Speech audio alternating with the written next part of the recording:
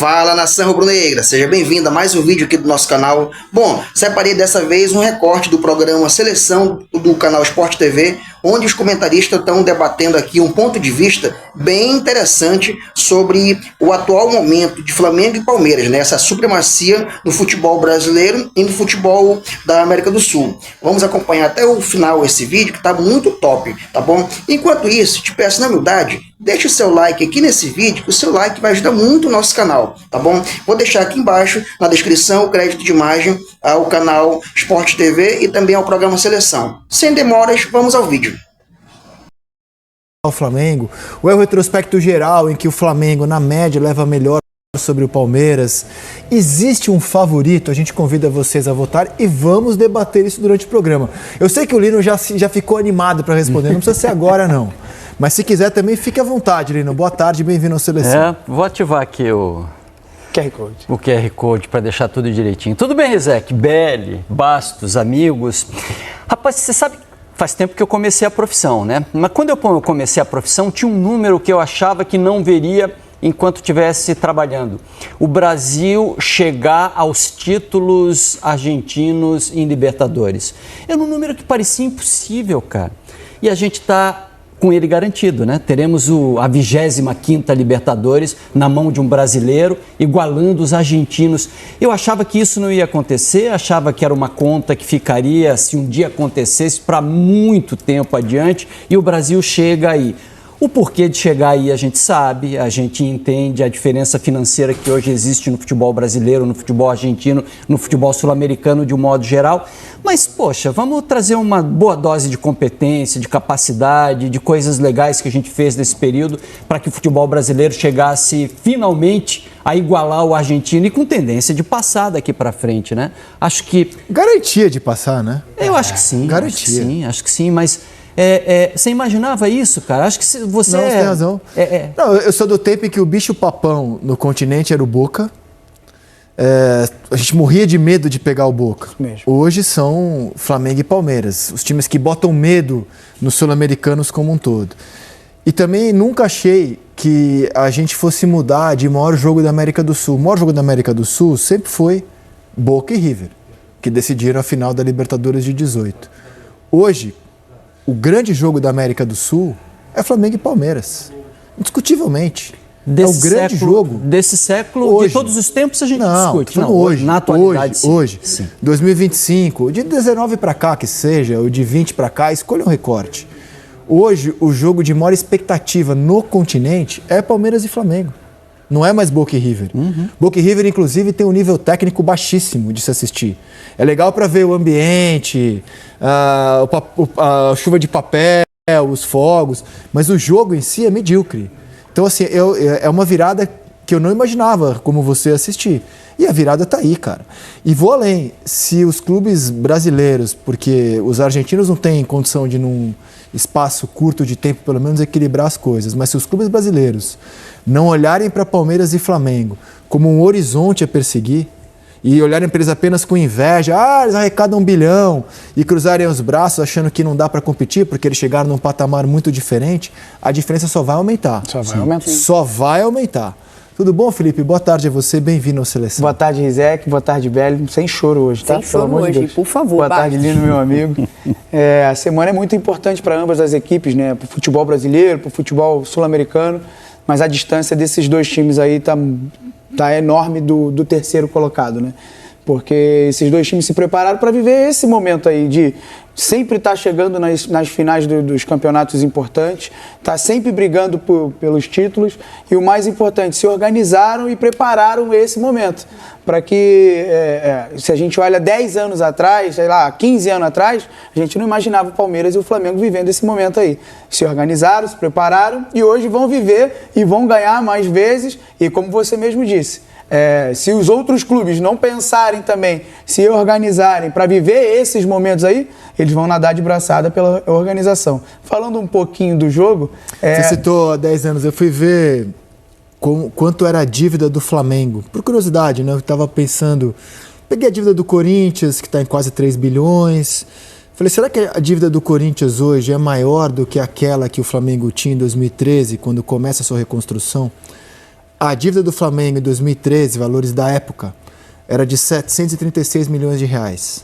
Se você atualizar, existe uma calculadora se corrigir, né? Com dados oficiais que você consegue corrigir os valores, né, com a inflação de lá até aqui. E essa dívida seria hoje equivalente a 1 bilhão e 500, 1 bilhão e 600. E dava na época mais ou menos 3 vezes a arrecadação anual do Flamengo. Os valores do futebol não eram como são hoje, né? Pagava-se menos. Então o Flamengo tinha em 2013 aproximadamente de dívida o equivalente a 3 vezes o que ele arrecada por ano. Ou seja, a situação do Corinthians hoje, que parece insustentável, ou a do São Paulo, ou de tantos clubes, ela não é pior do que o Flamengo tinha em 2013. O Palmeiras estava onde em 2013? Na Série B. Só que o Flamengo decidiu encará-la e falou, cara, eu vou encarar isso. Uma hora alguém tem que encarar essa dívida. Não pode esperar cair do céu um caminhão ou uma SAF que seja. Eu vou encarar. E encarou. E de 13 a 18 apertou o cinto. Fechou se equilibrou e em 19 começou a investir porque estava saneado e agora o céu é o limite, porque cada vez mais a receita do Flamengo vai aumentando, do Palmeiras também. Quanto mais sucesso, maior a arrecadação. Então não tem segredo, não tem mágica.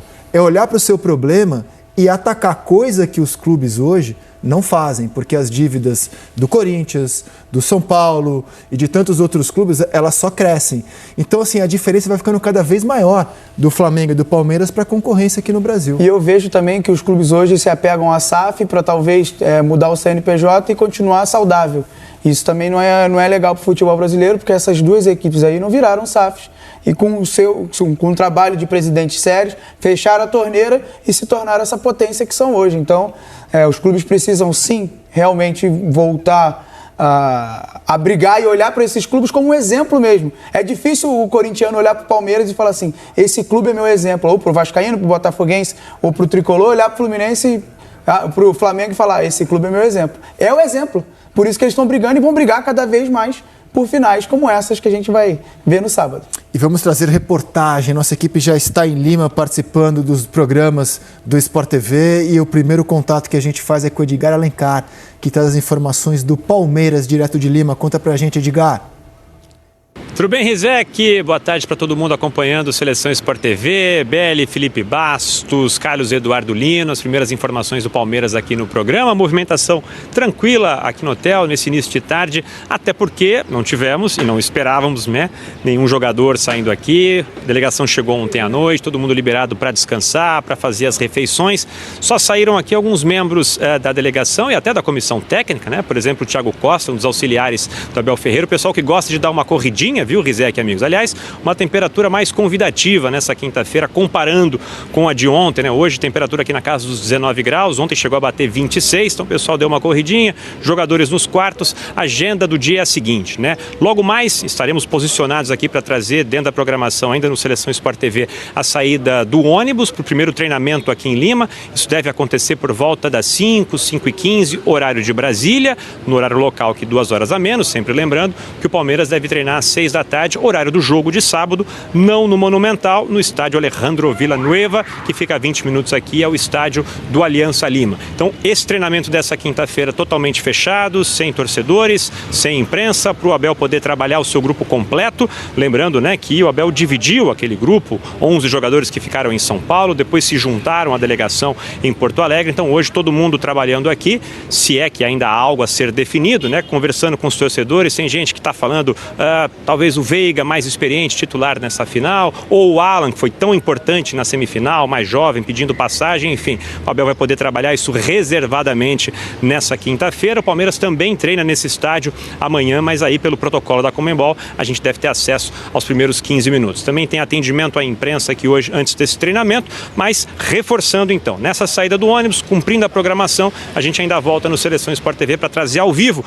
Pelo que a gente viu na chegada da delegação, tinha muito palmeirense aqui e é possível que a gente tenha também esse cenário aí dos jogadores aproveitando, a torcida aproveitando cada momento para passar energia num dia especial para o palmeirense, 27 de novembro, há 4 anos, contra o mesmo Flamengo. O Palmeiras também conquistou uma Libertadores. Volto com você, Rizek. Obrigado, Edgar, e até daqui a pouquinho com as informações mais fresquinhas que você vai trazer do Palmeiras. Agora o Edson Viana conta tudo do Flamengo. Chega mais, Edson. Olá, muito boa tarde para todo mundo ligado com a gente no Seleção. Falo aqui em frente ao hotel que está recebendo a delegação do Flamengo em Lima. Clima de muita tranquilidade, mas desde cedo, torcedores circulando por aqui querendo contato com os jogadores. Por enquanto nada, apenas alguns dirigentes do Flamengo circularam aqui pela calçada, mas teve um encontro aqui, ó, que mostra como essa rivalidade entre Flamengo e Palmeiras pode ser acirrada dentro de campo, mas civilizada fora de campo, não é isso? Sem dúvida, sem dúvida. Não precisa ter essa violência toda aí. É aproveitar o momento, ambos os times os melhores do Brasil. E aí a gente curtir o momento, é isso. Tem que ser na paz, cada um com as suas vivências. É isso. Como eu falei, nem todo mundo vai ser feliz no sábado, mas que todos fiquem alegres aí com o jogo, né? E tem um climazinho de revanche aí por causa de 2021, como é que é isso? Eu tava lá no Uruguai, passei o perrengue lá de Santiago, de Montevidéu. Olha aqui, ó. Ih, rapaz, tem uma tatuagem. Aqui, ó. Virar um pouquinho, ó, o estádio onde o Palmeiras conquistou a Libertadores. E aí, vai ter tatuagem se por acaso essa revanche vier? Já tenho. Ó. Tem que guardar pra sempre essas emoções, essa experiência. De 19. E aí, quem sabe, quem vai ser o primeiro tetracampeão da Libertadores do futebol brasileiro, rapaz? Tem que ser o Flamengo. Eu acho que tem que ser porque o Flamengo está preparado para isso. O Palmeiras também está preparado, mas o Flamengo tem um time melhor, eu acredito. Será? Cara, eu vou puxar a sardinha pro meu, né? Eu acho que o Palmeiras vem de uma sequência muito boa aí de títulos, a Libertadores em si também. Eu espero que seja o Palmeiras. Vamos ver o que vai dar. Que ganha o melhor. Que ganha o melhor nesse clima de paz. O Flamengo volta ao trabalho hoje às 13h30 da tarde no horário aqui de Lima, 5h30 no horário de Brasília. Felipe Luiz preparando o time aí. Será que Léo Ortiz vai ter condições de voltar? Como que ele vai armar esse ataque do Flamengo? Será que joga Cebolinha? Será que joga Luiz Araújo? O treino de hoje vai ser completamente fechado. Não tem entrevista. Amanhã o Flamengo treina de manhã. A gente vai poder acompanhar pelo menos um pouquinho ao longo desses próximos dias. A gente vai tentando descobrir o que se passa pela cabeça do comandante rubro-negro. Um abraço para todo mundo ligado com a gente no Seleção. Obrigado, Edson. Vocês estão muito ansiosos pelas escalações? Vocês acham que pode ter muita... Você tá, Felipe? Eu tô. Eu tô principalmente pela do Palmeiras. Eu acho que o Palmeiras não vai com aqueles 11 que ele deixou em São Paulo antes de ir a Porto Alegre. Eu acho que ele vai fazer de um jeito diferente. Você tem um palpite? Eu acho que ele vai com 3 zagueiros, com Fux de zagueiro, não de volante. Vai com o Alan de ala direito, Piquerez do lado esquerdo. E aí, pra mim, tá a dúvida ainda. Vai com o Andreas ou com o Emiliano ou o Aníbal. André joga, né? Emiliano ou Aníbal. Ou Aníbal. Sim. E aí, outra dúvida pra mim, ou Maurício ou Veiga por dentro. E aí, Flaco Lopes e Vitor Roque. Mas ele deixou o Kelvin, né? Ele tira o Kelvin, você acha? Ele deixou o Kelvin, né? Porque o Palmeiras ele precisa ser forte quando não tem bola. E aí ele faz uma linha de 5 quando não tem bola, mas quando ele tem a bola, ele precisa desse cara do lado, que é o Alan, que vai fazer a diferença, é o cara que consegue fazer esse bate-volta. E pra mim ele deixou uma pulga atrás da orelha do Felipe. Ele não vai entregar tão fácil assim a escalação. Ele nunca entrega quando é jogo normal. Não, a gente só vai saber a escalação dos dois times quando ela for anunciada 1 hora antes do jogo pelo protocolo da Conmebol. Claro que os nossos repórteres vão fazer de tudo para antecipar, vão procurar todas as fontes e informações possíveis, mas cravar mesmo só quando ela sair divulgada pela Conmebol a 1 hora do jogo. Acho que Veiga ou Maurício é a melhor dúvida que ele teria. Acho que vai de Kelvin pela tu lateral. Acha que vai? Com Alan ainda no time, mas com Kelvin na lateral. Mas e você acompanha o Felipe nos 3 zagueiros ou você acha que ele vai com 2 zagueiros, Kelvin... Eu acho que ele vai com os 3 zagueiros, mas não o Fux na função de zagueiro por dentro, porque senão ele abandona demais o centro do campo e deixa o Flamengo brincando sozinho. Não vai fazer isso. Ele vai puxar o Fux para colar no Arrascaeta a partir de determinado ponto do campo. O Abel gosta de algumas perseguições, né, de alguns encaixes de marcação, como os treinadores falam. Então essas perseguições a partir de um determinado ponto do campo vão fazer sentido se, por exemplo, o cara for o Arrascaeta, né? E aí com 3 zagueiros ou com esse volante, com o Fux como volante, você não se preocupa de tirar um zagueiro, de descolar um zagueiro, né, de referência. Você vai ter um jogador sempre perseguindo o Arrascaeta, que acho que precisa ser marcado de perto, é o cara para desequilibrar. E não dá para pensar num Flamengo sem Arrascaeta, né, como titular. É óbvio que o Arrascaeta vai ser titular dessa partida. Então, vai ser um jogo de xadrez muito interessante. Assim, eu acho que a gente tem também alguns outros nomes do meio para frente no Palmeiras que podem pintar aí nessa escalação titular. Não sei, o Felipe Anderson também é um jogador interessante para quem sabe, às vezes, cair um pouco mais pelo meio e auxiliar a dupla de ataque. A escalação do Palmeiras, ela me traz mais dúvidas e talvez por isso me gere mais ansiedade do que a escalação do Flamengo. Eu acho que o Flamengo ele já tem uma base muito bem solidificada e depende de algumas questões físicas. A gente sabe a respeito do Léo Ortiz, como é que ele vai estar no sábado. Imagino que vai pro jogo. Vai pro jogo. Vai pro jogo. Vai pro jogo. Vai pro jogo. Então tá bom. Léo Ortiz vai pro jogo. Com quantos por cento? Vai a 110. 110 dentro vai do que 110. tem. É o jogo da vida dele. Vai pro jogo. Léo Ortiz vai pro jogo. Você acha? Pronto. Temos uma informação. Temos. Não, eu acho que ele vai pro jogo, ele vai. Mas... Vai começar jogando. Vai começar jogando? Vai começar jogando. Agora a pergunta, né? E se ele não estiver tão bem, cara? Ele vai pegar dois jogadores muito físicos, né? Penso muito nisso. É. E como o substituto, Danilo, é uma bola de segurança, tá tranquilo, eu teria muita dificuldade, assim, de olhar o Léo Ortiz e falar, pô, vai pro jogo, né? Não, mas se tiver bem, foi no sacrifício contra o Racing? Contra o Racing, que é o último jogo dele. Infiltrado, né? Então, assim, faz tempo que ele não joga. Mas né? agora ele vai pro jogo. Eu acho não. Você acha a minha informação? Você tem uma informação. O Léo Ortiz vai pro jogo. Vai pro jogo. Vai pro jogo. Então, tá. Eu não tenho essa informação. Eu só achava que ele não seria titular. Ele tava nos meus ali, aqui também. Felipe Bastos. Então, Felipe Bastos. Felipe Bastos vai pro jogo. Léo Ortiz vai pro jogo. Não, sim. Mas assim, é uma informação. É lógico, eu conversei com pessoas, isso aí eu converso sempre, mas é um momento muito único na vida de um atleta, uma final de Libertadores. E ele preparou toda essa recuperação para ir para o jogo. E o Felipe, obviamente... Você não acha que pesa, e aí pergunta para o jogador mesmo, ficar um mês sem jogar, só treinando, e aí você vai para um jogo desse, não pode pesar? Depende de qual foi a preparação e depende do que... Logicamente, você não tendo minutos dentro de campo, isso faz a diferença, óbvio. Mas é um jogo que você se supera, você precisa se superar. Precisa ter algo a mais, alguma coisa diferente, e ele tem isso. Eu falo mais pelo que eu conheço. Do Baresi, é que assim, Baresi e aí todos os outros, né? Mas o Baresi, na Copa de 94, se machuca na primeira fase, menisco. Faz uma artroscopia e volta na final. E tem na final uma atuação incrível. Recebe uma nota 10 da Gazeta dello Sport. Ele joga muito o Baresi. Tudo bem, Baresi é um dos maiores jogadores da história do futebol. Mas estou usando como exemplo um zagueiro que ficou um mês inativo e jogou na final para marcar o Romário e jogou uma barbaridade. Mas era o Baresi. O Léo Ortiz é muito importante na saída de bola, na bola pensada do Flamengo, naquele primeiro passe. Eu não sei como é que o Felipe vai colocar o time em campo, mas eu imagino que ele mantém a ideia, né, de defesa sempre adiantada, pressionando meio campo. O time do Palmeiras gosta de bola longa, o Léo Ortiz vai ser, obviamente, exigido nesse tipo de jogada. Você tem o Flaco Lopes, que é o cara muito alto, que protege, que faz casca, né? O Vitor Roque, que pode correr em espaço que fique atrás de linha defensiva.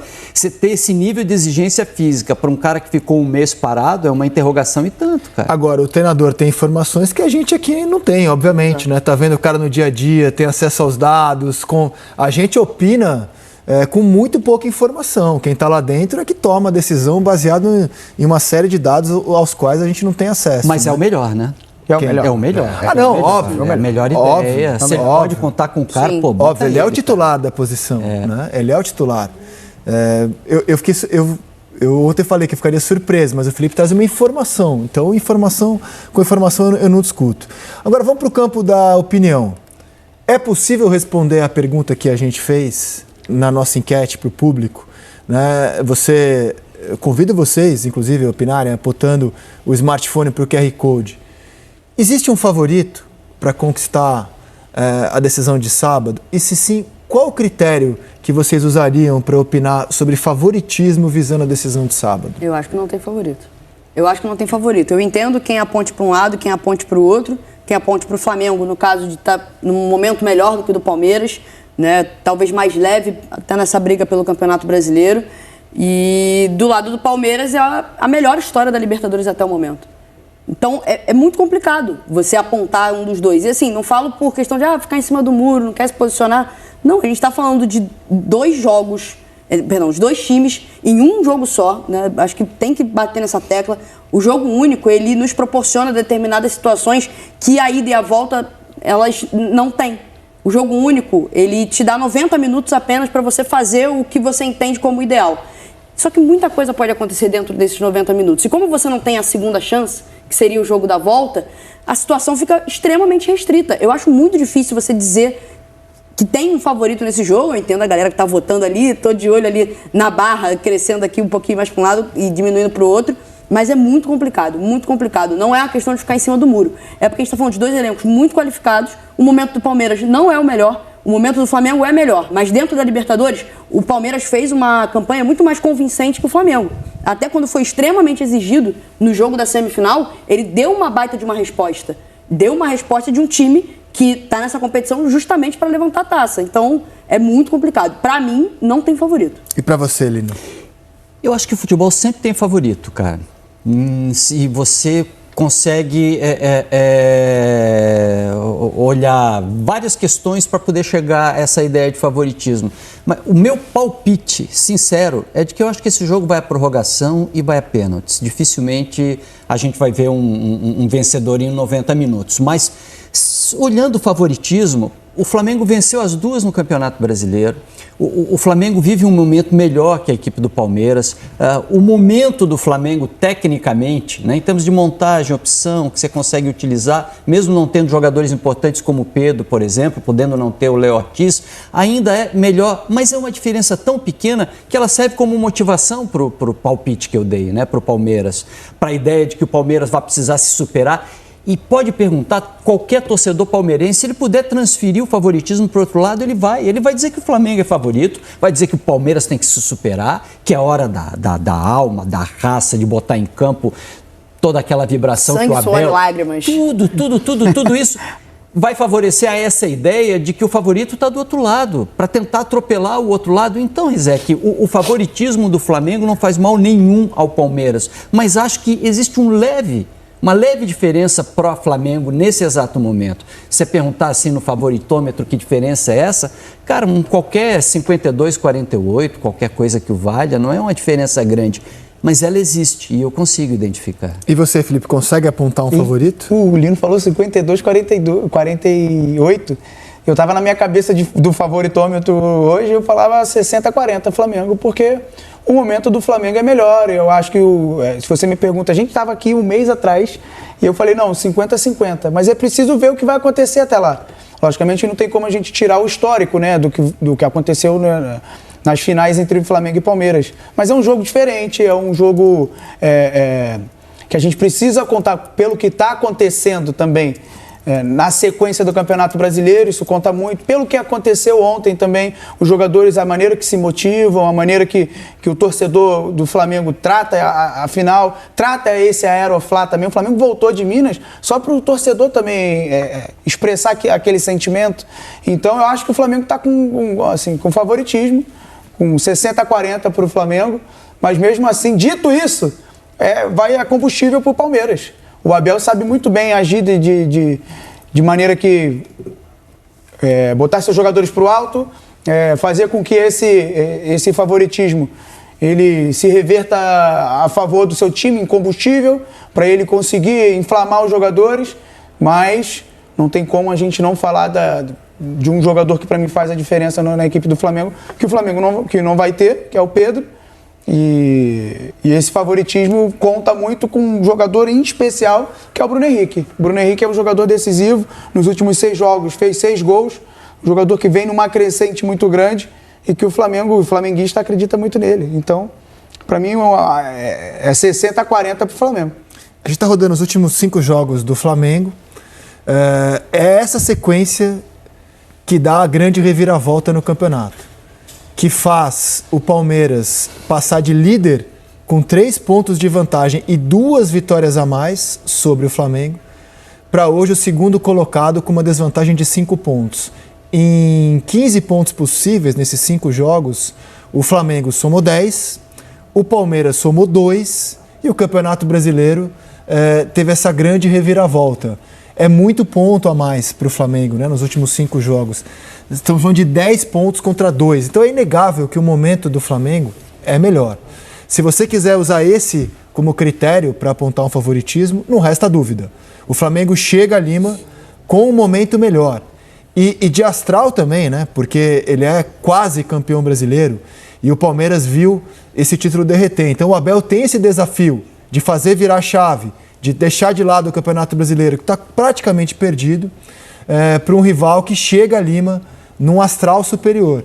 Inclusive, a última rodada escancara isso, né? O Flamengo vai marcar um gol aos 47 do segundo tempo, vai comemorar de uma forma absurda no gramado da Arena MRV, e o Palmeiras vai sair muito frustrado, mais uma vez, da Arena do Grêmio, onde perdeu. Você está vendo o momento do Palmeiras, e mais do que derrotas, a gente viu o futebol do Palmeiras virar pó, né? A começar por essa derrota para o Mirassol, em que o time só alçava bolas na área.